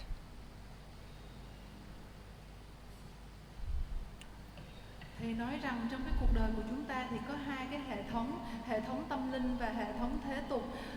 Và thực sự thì có nhiều người nghĩ rằng là hai cái hệ thống này nó khác nhau, nó khác biệt hoàn toàn. Và cũng có một số người nghĩ rằng là tôi thì cũng không có cần thực hành tôn giáo làm cái gì cả. Thế nhưng mà nghĩ như vậy thật sự rất là sai lầm cả hai cái lối suy nghĩ. Tổ chức Ten Sunggon, vị sơ tổ của dòng truyền thừa Trikungkayu đã nói rằng tất cả những cái công hạnh được tạo ra trên đời này được làm bởi chư Phật, và những cái công hạnh của chư Phật chính là nhờ vào tình yêu thương và lòng bi mẫn. Nhờ có tình yêu thương và lòng bi mẫn thì trí tuệ mới khởi phát trong tất cả chúng ta. Thực sự mà nói, trí tuệ của hàng chư Phật cùng với trí tuệ của chúng sinh đều là như nhau, đều có nguồn gốc như nhau. Cái sự khác biệt ở đây chính là cái sự khác biệt về cấp độ hay là về mức độ của cái trí tuệ đó mà thôi. Tình yêu thương và lòng bi mẫn của chúng ta càng lớn thì trí tuệ của chúng ta càng phát triển, và khi mà nó đạt được đến cái trạng thái vô lượng vô biên thì lúc đó chúng ta đạt thành Phật quả. Vì vậy giờ giả sử có người hỏi thầy rằng làm như thế nào để con có thể chung sống với người mà con không ưa suốt cả đời này, thì thầy nói rằng chúng ta cần phải thực hành thứ nhất là tình yêu thương, lòng bi mẫn. Thứ hai, chúng ta cần phải thực hành hạnh nhẫn nhục. Và thứ ba, chúng ta phải thực hành sự chánh niệm. Khi mà chúng ta có cái sự thực hành tình yêu thương, nhẫn nhục và sự chánh niệm thì chúng ta có thể chung sống với tất cả mọi người đến suốt cuộc đời. Vì thế nếu như nói rằng thật tôi chẳng cần giáo pháp, thì như thế thì thật chẳng khác nào nói rằng là tôi không cần tình yêu thương, tôi không cần lòng bi mẫn. Như thế thì thật là sai lầm. Bởi vì khi mà không có tình yêu thương, chúng ta sẽ chẳng thể nào phát khởi được trí tuệ. Và vì không phát khởi được trí tuệ cho nên chúng sinh càng phạm phải những sai lầm không thể sửa chữa được. Ví dụ như chúng sinh hay sử dụng những cái thuốc chất gây nghiện như là rượu, như là bia, hay là phạm phải những cái lỗi lầm dẫn đến phải tự tử. Vì vậy khi mà chúng ta nói rằng là chúng ta không cần phải có một cái tôn giáo gì cả, thì đó là chính là nói rằng chúng ta chẳng cần có tình yêu thương, và như thế thì thật sai lầm. Thực sự hai cái hệ thống tôn giáo và hệ thống thế gian trên cuộc đời này nó đều là một, nó là sự hợp nhất, hòa nhập. Và bởi vì nó cũng có cùng một cái nền tảng trí tuệ. Ở trên cái con đường đời của chúng ta, thực sự chúng ta cũng cần phải có tình yêu thương và lòng bi mẫn. Bởi vì có được cái tình yêu thương và lòng bi mẫn mới đem lại cho chúng ta được cái nhân của hạnh phúc. Đó chính là lời của Phật dạy. Vì vậy khi mà chúng ta hiểu được rằng đây là lời của Đức Phật dạy thì chúng ta sẽ thấy cái tầm quan trọng của việc phát khởi tình yêu thương và lòng bi mẫn, dù cho chúng ta đứng ở dưới góc độ nào, đời sống thế tục hay là đời sống tôn giáo. There's many Sangha members here, and many of my old Dharma friends, many people that we have met before. I'm very happy to be able to be here today. I'm so happy to be here. I'm so wonderful here. I love you all very much, and thank you so much. Ngày hôm nay khi đến đây, thầy được gặp Dạ con xin lỗi. Ngày hôm nay khi đến đây thầy được gặp rất là nhiều quý vị ở trong tăng đoàn. Đồng thời thầy cũng nhìn thấy ở đây gương mặt của những người bạn đạo đã quen thân của thầy. Chúng ta đã từng gặp nhau những lần trước, chúng ta đã từng gặp nhau rất lâu rồi. Vì vậy thầy thật là rất hoan hỷ khi được trở lại đây. Thầy thật sự rất hạnh phúc khi được trở lại đây. Điều này thật hết sức tuyệt vời.